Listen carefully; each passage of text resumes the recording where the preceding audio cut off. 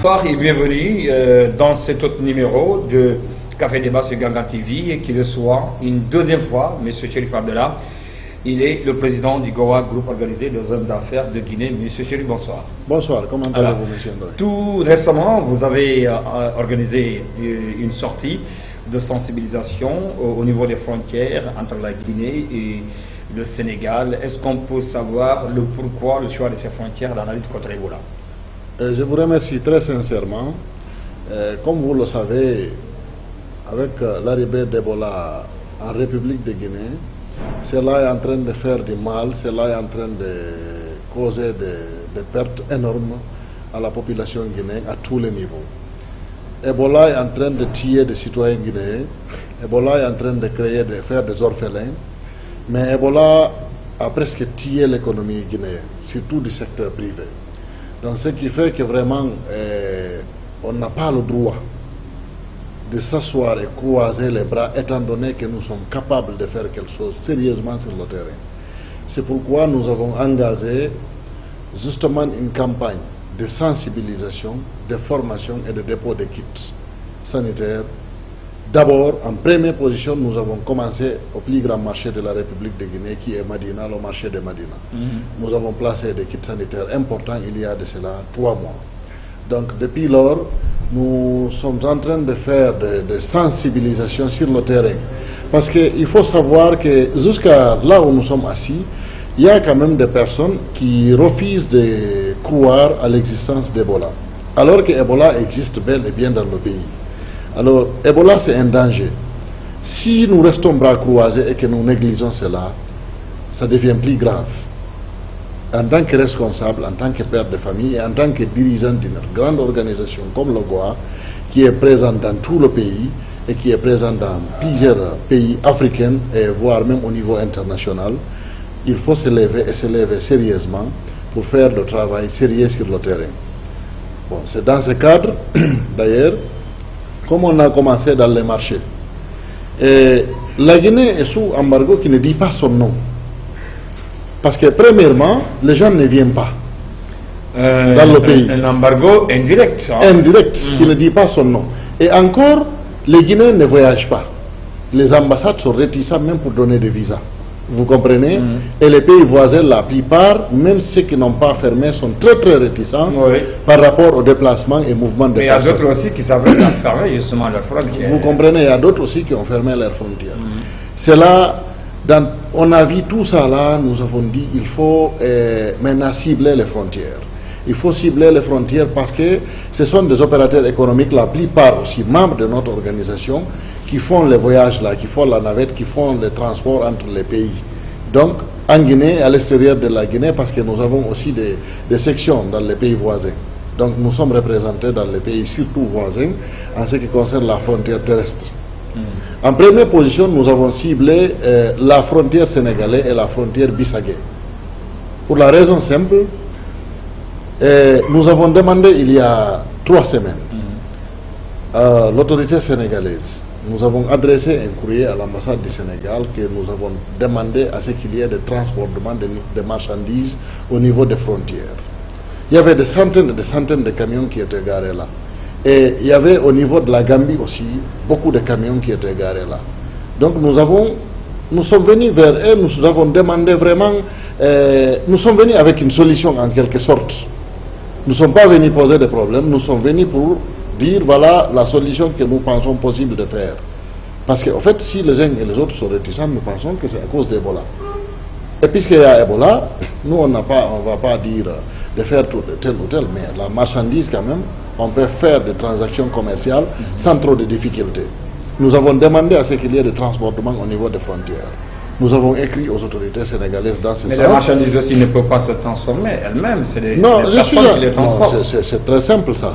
Vous comprenez, quand vous arrivez au niveau de la frontière, là on fait les transportements au niveau des bornes, que vous pouvez vérifier même dans notre site parce qu'il y a les images goainfo.com, quand vous rentrez là, vous pouvez voir les images, vous-même vous serez satisfait.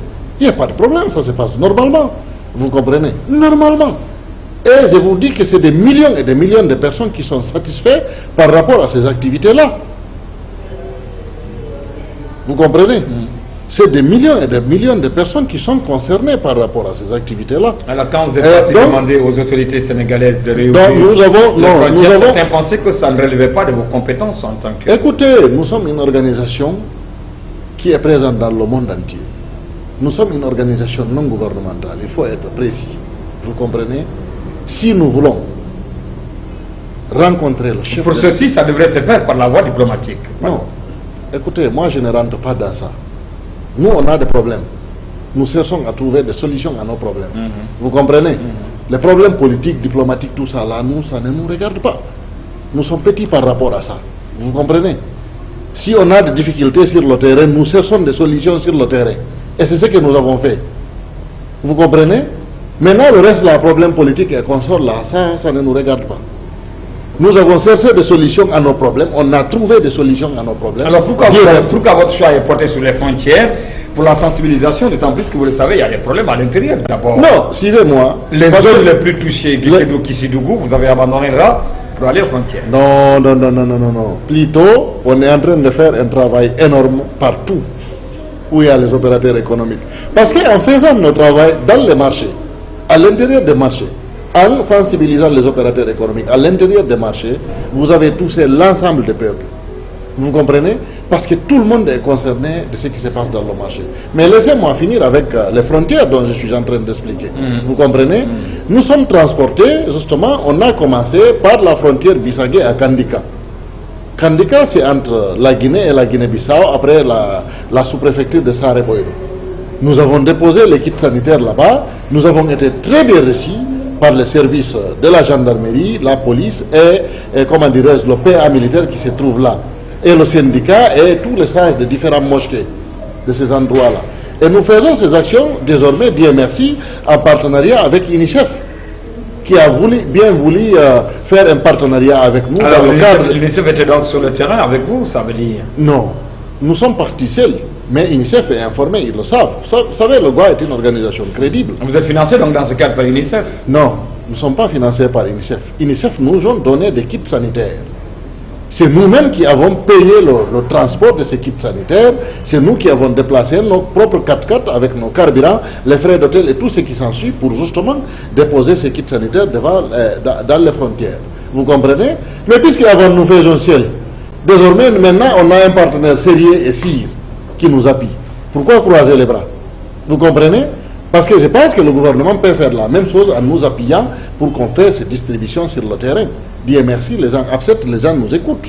Vous comprenez? Le gouvernement peut le faire. L'Union européenne, les Nations Unies, tous les systèmes des Nations Unies peuvent le faire.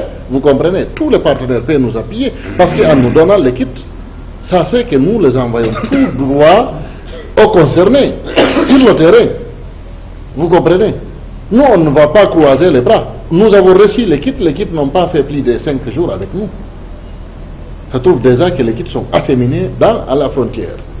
Donc l'essentiel qui est là, c'est que nous avons placé les kits partout les points de rentrée entre la Guinée et la Guinée-Bissau. Vous étiez informé que les kits allaient venir? Quoi? Vous étiez informé que les kits allaient être là? Non, c'est nous qui sommes partis avec les kits. Les kits, on les a pris. On nous a remis les kits, on les a déposés au niveau de notre siège. Parce que quand nous sommes des opérateurs économiques, on a des magasins un peu partout, on peut placer n'importe où nous voulons. Vous comprenez? Donc, on a envoyé les kits. En première position, les kits ont quitté ici mardi passé. Puisque c'est dans un camion remorque, nous avons pris 24 heures après, nous aussi, avant de bouger, parce que le camion ne roule pas vite comme nous. Et nous aussi, nous avons composé une délégation composée de transporteurs terrestres qui vont vers le Sénégal et puis les autres opérateurs. Il y a une forte délégation qui est venue de Conakry, d'autres délégations ont quitté la baie.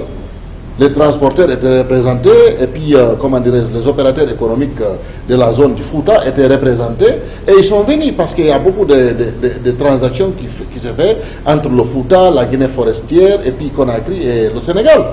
Vous comprenez? Donc, ils se sont transportés parce que tout le monde sait que c'est important ce que nous faisons. Donc, nous sommes allés, on a commencé par Boké. Nous sommes arrivés, on est passé par la douane parce que c'est un des partenaires directs. Quand les opérateurs économiques se déplacent, surtout, il y a un camion qui est chargé pour viser les ordres de mission. Et le directeur général, directeur régional de la douane adjoint, colonel Keita, Il nous a très bien reçus, nous avons mangé même chez lui. Il nous a accompagnés tout en nous félicitant, nous encourageant. Vous comprenez? Nous sommes transportés directement. Pratiquement, on peut dire que vous n'avez pas rencontré assez de problèmes majeurs. Nous avons rencontré des problèmes. Nous avons rencontré des problèmes. À quel niveau? Nous sommes arrivés à Koundara, nous avons passé la nuit, le lendemain, on dit bon, on va commencer par nos partenaires directs. Parce que s'il y a transaction de marchandises avec les ouvertures là, nous pensons que la douane est super contente de ça. Parce que c'est la douane qui reçoit les choses en première position. Nous avons estimé que la douane, le directeur préfectoral de Koundara va nous recevoir au même titre que le directeur régional. À notre grande surprise, nous sommes arrivés là, il a opposé un niet féroce en disant que même la signature du directeur préfectoral de la douane ne l'intéressait pas, que ça engageait que le directeur préfectoral de la douane. Oui, le directeur régional de la douane. Le directeur régional adjoint de la douane. Oui, Keita. Lorsque je lui ai montré la signature du colonel Keita, qui a visé notre ordre de mission, il dit que ça n'engage que lui. Que lui, il s'en fout de ça.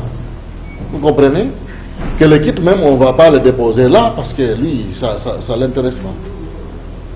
Et même chez lui, il n'y avait pas de kit. Vous comprenez? Ça nous a surpris. Donc chez lui, ça nous a surpris parce que nous, il n'y avait pas ce système de lavage des mains, il n'y avait pas de... Il n'y en avait pas. C'est que nous avons trouvé aucun douanier de la frontière. Et qu'est-ce que vous lui avez dit?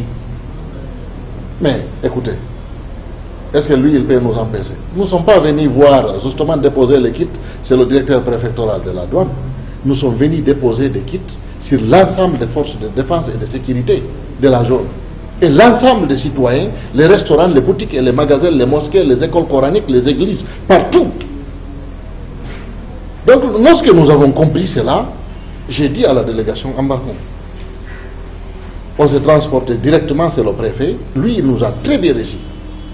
Tout de suite, il a visé l'ordre de mission, il nous a souhaité la bienvenue. Et il dit que vraiment, il est à notre disposition et si on a des difficultés de l'informer. C'est ça une autorité. Vous comprenez? Donc, nous sommes allés à la mairie, nous sommes allés rencontrer, comment dirais-je, la police et puis le commandant du camp militaire. On a vu toutes les autorités, on a vu les imams de la ville, tout le monde. Et nous avons commencé à déposer les kits dans tous les endroits de la ville de Koundara, la préfecture de Koundara, partout. Le marché, la mairie, partout on a déposé. Et même finalement, les commerçants de Koundara ont déposé des kits sanitaires à la douane. Si le directeur de la douane n'est pas intéressé, lui, à laver les mains, mais les commerçants qui arrivent là sont intéressés à laver les mains. Donc, alors, au total, quelque part, il est obligé de le faire. Il est obligé de le faire. Combien de kits au total? Nous avons envoyé en première position 150 kits, on a augmenté après 50. C'était largement suffisant. Parce qu'on a déposé dans tous les endroits, parce que c'est des grands tuyaux qui contiennent 60 litres. Hein. Et puis il y a des petits tuyaux, si vous lavez les mains, ça tombe sur les 60 tuyaux là. Et beaucoup de cartons de colore et de savon. Donc nous avons envoyé là, nous avons distribué dans des différents endroits. Et puis on s'est transporté maintenant à Sambailo. À Sambailo, nous sommes arrivés. Nous avons été tout de suite reçus par la gendarmerie qui est à Sambailo le lendemain. Là encore, nous avons déposé les kits. En première position, c'est la police. Là, je salue leur accueil. Parce que nous sommes arrivés au niveau de la police, nous avons déposé les kits. On n'a même pas bougé la police, ils ont commencé à mettre de l'eau automatiquement et ils ont commencé à mettre, comment dirais-je, le color, exactement ce que nous les avons demandé. Tout en nous remerciant. C'est même soulageant, quoi. C'est encourageant. Parce qu'il n'y avait rien. Vous comprenez? Et on s'est transporté au niveau de la gendarmerie, même chose. Et puis le groupe, la lutte anti-drogue, comment ça s'appelle, oui. de colonel Tcheboro, oui. Ils sont là encore. Et eux aussi, ils nous ont très bien reçus, ils ont reçu les kits. Vous comprenez? Maintenant, le représentant de la douane qui est là, il voit le camion, on est en train de débarquer pour remettre aux autres, les restaurants, et tout le monde, hé, embarquez, embarquez. Je dis, écoutez, qui vous êtes pour nous dire d'embarquer? On n'embarque pas. Si vous n'êtes pas intéressé, nous, on va donner aux citoyens et aux forces de défense et de sécurité qui sont là. Et même vous, vous êtes obligés de prendre parce que... Pourquoi lui, il avait cette position?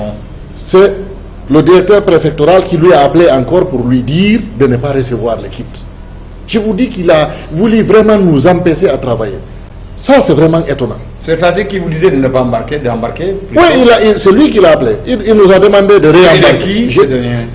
C'est un douanier à la corde, justement à Sambaïlo. Heureusement, nous étions avec des journalistes. Vous comprenez? Il y avait des images, ils ont pris tout ça là. Tout ce que nous disons là, il y a des preuves.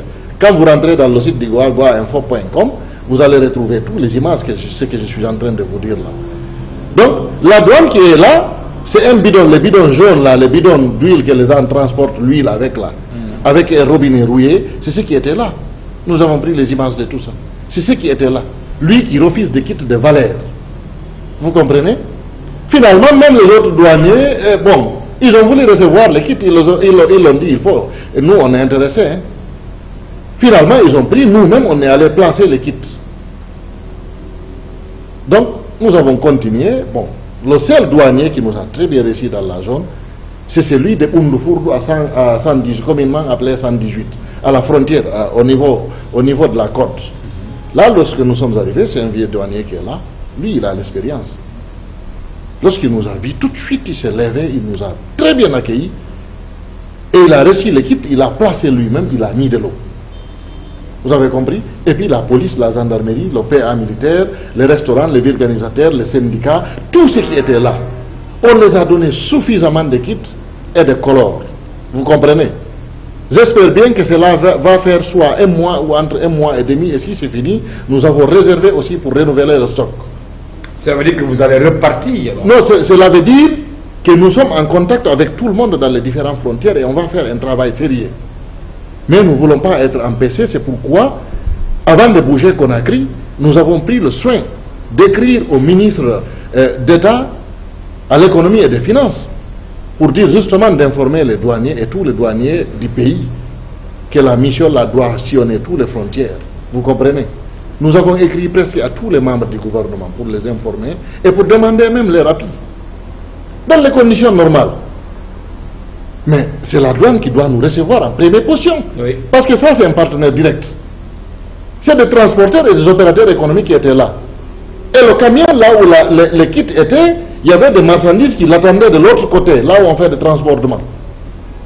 Il y avait 40 tonnes qui l'attendaient là. Et ces 40 tonnes, s'il embarque, il revient, il dédouane. On va donner l'argent tout de suite aux douaniers qui vont normalement les faire rentrer dans les caisses de l'État. Lui, il devait nous accueillir en payant même un mouton ou un bœuf et égorger pour nous, normalement. Vous comprenez? Mais lui, il n'a rien fait, le directeur préfectoral.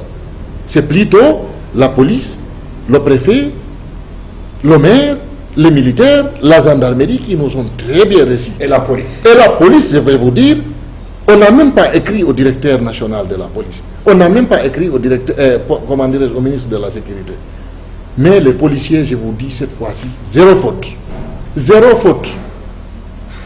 Ce que je vous dis là, c'est sans démagogie. Parce que s'il y avait des problèmes, c'est le moment de dénoncer. Vous comprenez? Mais zéro faute. C'est pourquoi, franchement, c'est soulageant. La gendarmerie aussi nous ont très bien accueillis et même notre sécurité a été assurée par la gendarmerie. Vous comprenez? Finalement, par la gendarmerie, il y a eu quelques problèmes. Finalement, c'est la gendarmerie même qui nous a protégés, qui a assuré notre sécurité durant tout notre séjour dans la zone. Alors, qu'est-ce que la prochaine étape de cette La prochaine étape, nous voulons faire la frontière malienne, la frontière ivoirienne, la frontière libérienne et la frontière léonaise. Et il y a de ces endroits où ils ont encore besoin à ce que nous-mêmes on vienne sur le lieu pour faire des sensibilisations, de formation et d'information avant même que les kits arrivent. Parce qu'il ne s'agit pas de déposer les kits pour les déposer.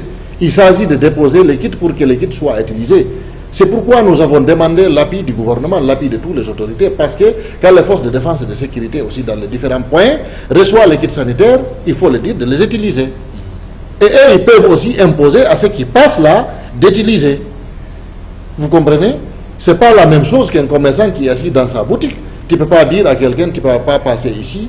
L'accord est là, la douane peut le faire, la police peut le faire, les militaires peuvent le faire et la gendarmerie peut le faire. Parce qu'on peut te dire, si tu dois passer ici, tu dois nettoyer tes mains d'abord avant de passer. Vous comprenez? Il n'y a pas de problème en ce moment. À combien on peut estimer la valeur? À combien on peut estimer donc, les kits que vous avez dessus? Il faut absolument qu'on finisse le tournée pour estimer. Nous-mêmes, nous avons dépensé beaucoup de millions pour asséminer tout ça, les frais d'hôtel, le manger, le carburant et tout ce qui s'ensuit. Vous comprenez? Donc, nous-mêmes, on a dépensé beaucoup de millions, mais il faut qu'on fasse le tour, on va terminer tout pour donner la valeur de ce que nous avons fait. Vous comprenez? Mais nous demandons de l'aide parce que, pourquoi nous demandons? Le Goa n'a pas l'habitude de demander. Même si nous sommes en difficulté, on n'a pas l'habitude de demander. Mais pourquoi nous demandons de l'aide? C'est parce qu'actuellement, tout le monde sait, il n'est un secret pour personne, le commerce ne marche pas. Le secteur privé est presque au rouge. C'est pourquoi nous demandons, parce qu'on nous aide. Vous comprenez? Parce que tant que Ebola est là, la difficulté là va continuer. Est-ce que vous avez l'appui des commerçants, des opérateurs économiques? Bon. Qui sont les opérateurs économiques? C'est nous, c'est l'ensemble, c'est les membres de notre organisation. Les opérateurs ont déjà fait des efforts. Parce que ce qui s'est passé à Madina... Tous les opérateurs économiques ne sont pas justement membres du Goa? Non, non, non, non, non, non. Je peux vous rassurer, les 95% sont dans le Goa. Vous comprenez? Ce n'est pas 1 ou 2 ou 3 ou 4 ou 5. Chacun sait ce que représente l'autre. Ce n'est pas un secret pour qui que ce soit. Vous comprenez? Je le dis haut et fort. Allez-y à Madina. Vous allez trouver les 95% des opérateurs économiques qui exercent au grand marché de Madina détiennent les cartes des membres du Goa, qu'ils soient hommes ou femmes. Regardez la section femmes d'affaires du Goa. Tous les dames qui exercent les activités économiques dans ces pays, capables de faire quelque chose, sont carrément dans le Goa. Vous comprenez? Il n'y a pas de problème à ce niveau. Idem pour les autres marchés de Conakry, et c'est de l'intérieur du pays, et voire même les autres pays. Vous comprenez?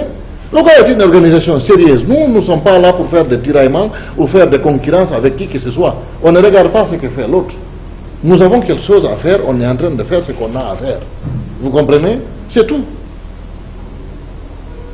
Même si vous n'êtes pas membre de notre organisation, si vous sollicitez notre aide ou bien on vous voit dans les besoins, vous allez venir en appoint. Voilà, vous comprenez? C'est pourquoi si vous demandez si les opérateurs ont aidé, la section Goa de Madina, en première position, ce sont les opérateurs économiques du marché de Madina qui ont contribué, qui ont acheté des kits. Vous comprenez? Pour les distribuer à l'intérieur du marché de Madina. Ça peut dépasser là. Et les autres villes de l'intérieur aussi, beaucoup de villes ont fait la même chose. Une seule chose est importante, ces kits, même si vous les payez, vous les acheminez, quelque temps après, il faut les renouveler. Vous comprenez? C'est pourquoi c'est une action permanente tant que Ebola est là. Mais même quelques mois après Ebola, cela doit continuer. Vous comprenez? Ou bien cela doit être pérennisé complètement pour ne pas que cette mal-là revienne dans notre pays. Abdallah Cherif Mohamed, vous êtes le président du Goa, groupe organisé des hommes d'affaires de Guinée. On va marquer une courte pause après. On se retrouve sur ce plateau.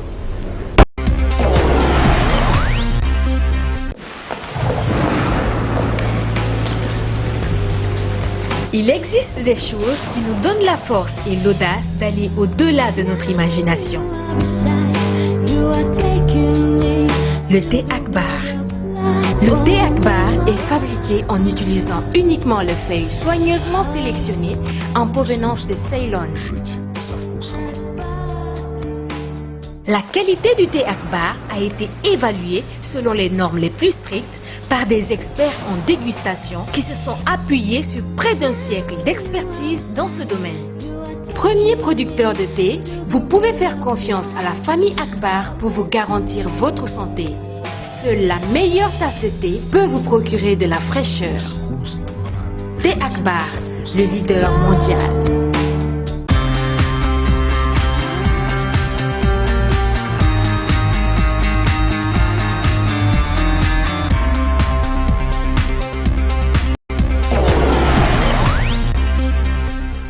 Alors, donc, retour sur ce plateau avec notre invité, M. Cherif Abdallah Mohamed. Il est le président du Goa, groupe organisé des hommes d'affaires, par rapport justement à cette tournée de sensibilisation. Aujourd'hui, que peut-on retenir que vous inspire la situation épidémiologique avec Ebola, en dépit de tous les efforts qui ont été consentis, même avec vous, parce que vous venez juste de rentrer une mission de sensibilisation, et que vous inspire la situation actuelle par rapport au virus Ebola? Bon, vous savez, nous ne sommes pas spécialistes de la santé. Ce que nous savons, et on ne souhaite pas rencontrer aussi quelqu'un qui a Ebola même. Vous comprenez? On ne peut pas connaître quand on rencontre on ne souhaite pas rencontrer quelqu'un qui a Ebola même. Nous ne sommes pas spécialistes de la santé. Tout ce que nous savons, c'est que Ebola a fini de gâter l'image de notre pays. Partout où vous présentez... Une image qui peut être réparée après, certainement. Mais ça peut prendre peut-être même des années. C'est ça qui est grave. Vous comprenez? C'est ça qui est grave. Parce que à l'heure actuelle, vous vous présentez avec un passeport guinéen dans n'importe quel coin du monde. On peut même vous considérer comme si vous-même, vous êtes le virus Ebola. C'est extraordinaire. Aucun citoyen Je voyais sur des étiquettes où on a écrit « Je suis guinéen », non pas un virus. Vous ne pouvez jamais traverser une frontière sans que vous présentez votre passeport. Ce n'est pas une fierté ça. Oui. Vous comprenez? C'est pourquoi aucun Guinéen, aucun citoyen guinéen n'a le droit d'être réticent par rapport à Ebola. Tout le monde doit se lever pour combattre cette mal. Pour que cette mal-là quitte le pays. Tout ce que je peux conseiller, c'est que ne mélangeons jamais Ebola avec la politique. Oui. Parce que sinon, ça va nous exposer aussi à d'autres dangers. Vous comprenez? Quand vous sortez pour sensibiliser contre Ebola, parlez d'Ebola et s'arrêtez-vous là. C'est très important. Alors que vous inspire la visite du secrétaire général de l'ONU, Ban Ki-moon, qui est attendu demain samedi à Conakry et qui vient justement dans ces cadres. J'espère qu'il va multiplier les efforts pour justement aider les pays qui ont été touchés par rapport à ce virus Ebola. J'espère bien. Parce que Ebola est un problème mondial. C'est ce qui amène le secrétaire général des Nations Unies en Guinée. Ebola n'est pas un problème guinéen maintenant, seulement. Ebola est là, mais c'est un problème mondial. C'est un problème de la communauté internationale. C'est un problème mondial. Le monde entier est concerné par ce problème d'Ebola. Vous comprenez? C'est pourquoi tout le monde est intéressé et tout le monde vient et tout le monde cherche à nous appuyer. Mais quand on te lave le dos, il faut savoir laver le ventre. Proprement. C'est pourquoi tout le monde doit être engagé et s'engager sans démagogie pour combattre cette mal. Nous sommes sur le terrain. On a déjà laissé tout depuis longtemps pour en train de travailler contre Ebola en sensibilisant tous les jours, matin et soir, en informant les gens parce que nous avons reçu des formations. Il n'y a qu'UNICEF qui est venu vers nous pour nous donner des formations. C'est pourquoi nous saluons l'UNICEF, nous les félicitons, nous les encourageons. Vous comprenez? Sinon, je pense que d'autres organisations devraient faire la même chose. Peut-être que d'autres organisations qui œuvrent dans le domaine de la santé vont emboîter le pas à l'UNICEF, certainement. Voilà, nous les attendons. Vous comprenez? Parce que là, la formation que nous avons reçue, on est en train de répertorier ça justement auprès de nos démembrements à Conakry et à l'intérieur du pays. Vous comprenez? C'est que beaucoup de personnes doivent comprendre. Quand on fait de sensibilisation et de dépôt de kits sanitaires au niveau des frontières, tous ceux qui passent là doivent comprendre et éviter un peu les contacts et les conseils qu'on va les donner et que les uns et les autres vont les donner et utiliser aussi les kits sanitaires. Quand vous installez ça dans toutes les frontières, tous les débarcadères, tous les marchés, tous les gares routières, parce que c'est l'objectif du Goa, on a déjà commencé. Je peux vous rassurer qu'on est, je peux vous dire qu'on est à 40%, non, à 25% par rapport aux frontières. On va finir bientôt toutes les frontières du pays. Et puis, les débarcadères. Et on a touché beaucoup de gares routières et on va continuer. Vous avez prévu le port autonome de Conakry? Mais pourquoi pas? Il n'y a pas d'exception. À l'aéroport également, quand on parle des frontières aériennes? Non, l'aéroport on ne va pas toucher. L'aéroport, je pense que là, la communauté internationale passe là ils vont voir. Mais les frontières, ce sont les citoyens guinéens et les citoyens des pays voisins qui passent là. Vous comprenez? L'aéroport, là, ça c'est la vitrine. Je pense que là, il n'y a pas de problème. Vous comprenez? On est en train de travailler là où il y a des difficultés. L'aéroport, ça, c'est d'autres personnes qui vont... Alors, vous avez parlé tout à l'heure des populations qui restent toujours réticentes par rapport à la maladie. Quel conseil vous avez à leur donner? Non, c'est pour dire que Ebola existe. C'est un mal qui est arrivé dans notre pays. Tout ce que nous pouvons faire, côté prière, côté dépôt de kits sanitaires, côté conseil, et écouter les professionnels de la santé, et éviter, et écouter et appliquer exactement ce qu'on est en train de nous dire, c'est extrêmement important pour tout le monde. Et prions Dieu, l'ensemble des citoyens guinéens, prions Dieu pour que cette mal quitte définitivement la Guinée. C'est très important. Parce que tant que Ebola est là, nous aurons des difficultés. Et tant que Ebola est là, imaginez, mettez-vous à la place des autres nations. Si on vous dit qu'il y a une maladie qui peut contaminer les gens, Quand vous voyez quelqu'un qui vient de là, vous allez vous méfier de la personne. Vous allez penser que vraiment il est porteur de quelque chose. Vous comprenez? C'est le cas de Guinéens, de Libériens et de Sierra Leone présentement. Personne n'a le droit de croiser les bras. Et on ne doit pas faire des efforts seulement chez nous. On doit faire des efforts partout dans les pays touchés aussi. Vous comprenez? Parce qu'il s'agit d'un acte humanitaire. Oui. Il faut qu'on se lève très sérieusement. Et qui font frontière aussi à la Guinée, parce qu'il ne sert à rien, nous si on arrive à éradiquer la maladie, alors que ça existe toujours en Sierra Leone, au Libéria, ça veut dire que ça peut toujours revenir. Ça peut toujours revenir et nous ne serons pas à l'abri. C'est pourquoi il est important, le conseil qu'on est en train de faire ici.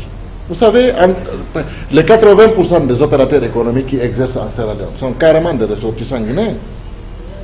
Au Libéria, idem, la même chose. Donc, l'action qu'on est en train de faire en Guinée peut faire des impacts même dans ces pays-là. Parce qu'en nous voyant en train de travailler sur le terrain, ceux qui ne croyaient pas vont dire « Ah, nous espérons que cette fois-ci nous faisons confiance à tel ou tel monsieur parce que les gens le savent. » On ne fait pas ça pour chercher des postes. On ne fait pas ça pour chercher de l'argent. On ne fait pas ça pour cirer les chaussures de qui que ce soit. Nous faisons ça pour l'amour de Dieu et pour aider les populations guinéennes. Point. Mohamed Cherif Abdallah, président du GOA, votre phrase de clôture dans cette émission. D'abord, je vais commencer à remercier la télévision Gangan et je vais répéter la même chose à tous les opérateurs économiques du pays. Ebola existe dans notre pays et ensemble faisons des efforts, faisons des sensibilisations, travaillons sur le terrain pour que Ebola quitte dans le pays. C'est Ebola qui fait qu'on ne vend pas actuellement. C'est Ebola qui fait qu'il n'y a pas de commerce. C'est Ebola qui fait que la situation économique, c'est les opérateurs économiques est presque au rouge. Donc on ne doit pas rester à la maison, on ne doit pas rester bras croisés. Chacun doit jouer un rôle pour vraiment chasser cette sale maladie dans notre pays. C'est très important et c'est le conseil là que je voulais donner et j'aimerais que tout le monde emboîte le pas pour qu'on travaille contre Ebola.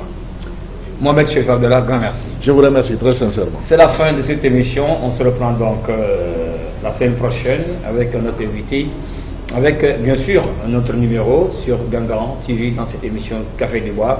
Et bon début de week-end à tous et à tous. Au revoir.